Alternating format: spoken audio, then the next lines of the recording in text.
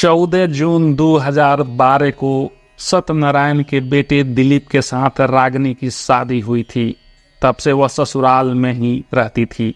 उसका मायका ससुराल के नज़दीक ही था, इसीलिए अक्सर उससे मिलने के लिए घर के ही नहीं गांव के लोग भी आते रहते थे। उनमें से कुछ लोगों की रिश्तेदारी उसके ससुराल के गांव में थी, इसलिए जब भी उसके मायके का कोई आता वह रागिनी से भी मिलने चला आता। सत्यनारायण को ये सब ठीक नहीं लगता था, तो बहू को मायके से आने वाले मर्द आदमियों से न मिलने को कहा। तो ससुर की बात का जवाब देते हुए रागिनी ने कहा, पिताजी, मायके के लोग हमसे मिलने पहले भी आते थे। जब पहले नहीं रोका तो अब उन्हें कैसे रोक सकते हैं? अगर किसी को आने से मना करेंगे तो लोग क्या कहेंगे? और रही बात गांव वालों की, तो उनका क्या, वे तो कुछ न कुछ कहते ही रहते हैं। दरअसल पहले सत्यनारायण की बहू के मायके से कोई आता था तो उन्हें कोई दिक्कत नहीं होती थी, लेकिन जब 10 महीने पहले उनकी पत्नी कलावती की मौत हो गई तो घर में रागिनी अकेली ही रह गई।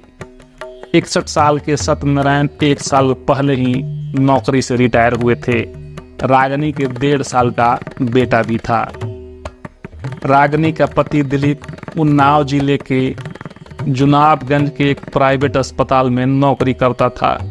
बहू के अकेली होने की वजह से सत्यनारायण को किसी से उसका मिलना अच्छा नहीं लगता था, इसीलिए वह बहू को बार बार मना करते थे कि वह अपने मायके वालों को अपने घर में न रोके। उन्होंने कहा, बहू, गाँव वालों का सबसे अधिक ऐतराज मोनू के आने पर है। उसी को लेकर लोग तरह तरह की बातें करते हैं। वह गांव के दूसरे लोगों के पास बैठकर उल्टी सीधी बातें करता है। पिताजी, गांव वालों के पास कोई काम धाम तो होता नहीं, इसीलिए वे दूसरों के घरों में झांकते रहते हैं और तरह तरह की बातें करते हैं। दूसरों के बारे में बातें बनाने में उन्हें मजा आता है। गुस्से से रागिनी बोली। उसके बात करने के तरीके से सत्यनारायण समझ गए कि रागिनी उनकी बात मानने वाली तो नहीं है। इन्हीं बातों को लेकर ससुर बहू के बीच मतभेद बढ़ने लगे। फिर दोनों में झगड़ा होने लगा। बात बढ़ी तो गांव वालों को भी पता चल गया। रागिनी ने भी यह बात अपने दोस्त मोनू को बताई। मोनू जिला रायबरेली की तहसील महाराजगंज के गांव पारा का रहने वाला था। एक दिन फिर वह रागिनी से मिलने आया तो उसने कहा, मोनू, तुम्हारे आने से मेरे ससुर को परेशानी होती है। उन्हें गांव वालों से पता चला है कि मेरे और तुम्हारे बीच गलत संबंध है। यह तो चिंता वाली बात है। अब हम कैसे मिल पाएंगे? लगता है हमें कोई और रास्ता निकालना होगा। 25 साल की रागिनी देखने में बहुत सुंदर तो नहीं थी, पर वह मोनू के साथ लंबे समय से रह रही थी, इसलिए दोनों के बीच नाजायज रिश्ते बन गए थे। रागिनी की शादी के बाद वह उसकी ससुराल भी उससे मिलने आने लगा था।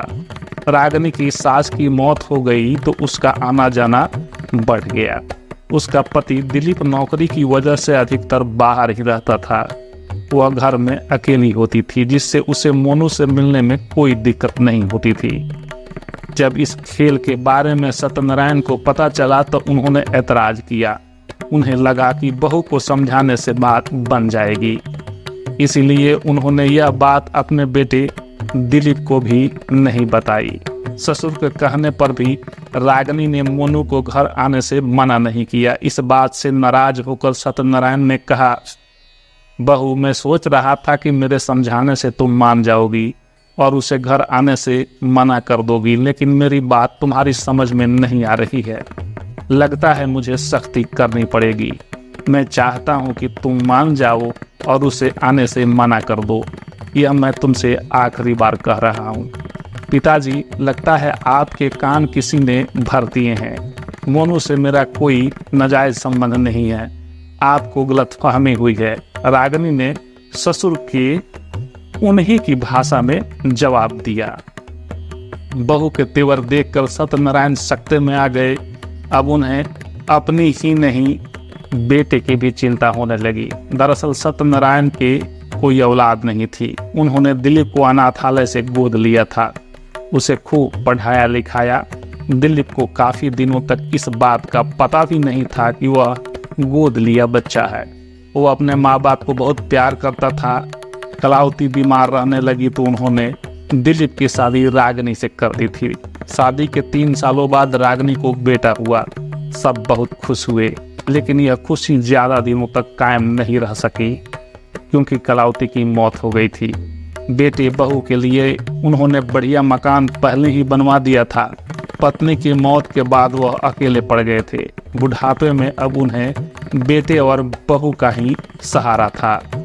रागिनी के व्यवहार से घर में कलह शुरू हो गई।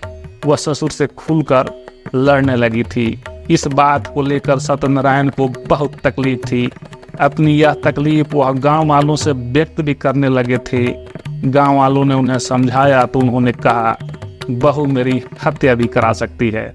गांव वालों को लगा कि बुढ़ापे की वजह से वह ऐसा सोच रहे हैं, इसीलिए किसी ने उनकी बातों को गंभीरता से नहीं लिया। 25 सितंबर 2017 की सुबह गांव के बाहर खेत में सत्यनारायण की लाश पड़ी मिली। इस बात की सूचना उनके बेटे दिलीप और पुलिस को दी गई। घटनास्थल पर पहुंचकर दिलीप पिता की लाश से लिपटकर रोने लगा। वह बार बार यही कह रहा था कि रागिनी ने इन्हें मरवा दिया। घटना की सूचना पाकर थाना निगोहा के थाना प्रभारी चैंपियन लाल पुलिस टीम के साथ घटनास्थल पर आ पहुंचे। सभी का कहना था कि बहू ने ही सत्यनारायण की हत्या कराई है। चैंपियन लाल नहीं चाहते थे कि कोई निर्दोष जेल जाए, इसीलिए बिना सबूतों के वह रागिनी को जेल भेजने के पक्ष में नहीं थे, क्योंकि रागिनी खुद को निर्दोष कह रही थी। चैंपियन लाल ने घटना स्थल का निरीक्षण किया तो उन्हें लाश के पास से लाल रंग की चूड़ियों के टुकड़े मिले। चूड़ियों के इन टुकड़ों को देखकर उन्हें लगा कि इस हत्या में रागिनी का हाथ हो सकता है, इसीलिए उन्होंने उन टुकड़ों का रागिनी के हाथ में पहनी गई चूड़ियों का मिलान कराया तो ये रागिनी के ही चूड़ियों से मिल गए। यह नहीं, चूड़ी टूटने से रागिनी के हाथ में खरोच के निशान भी पाए गए। इसके बाद उन्होंने रागिनी से पूछताछ शुरू की तो रागिनी ने ससुर की हत्या का अपना अपराध स्वीकार कर लिया और पूरी कहानी सुना दी। 24 सितंबर 2017 को मोनू रागिनी से मिलने आया तो इसकी जानकारी सत्यनारायण को हो गई। उन्होंने गुस्से में कहा, तक मैं चुप था, लेकिन अब मुझे यह सब दिलीप को बताना ही पड़ेगा।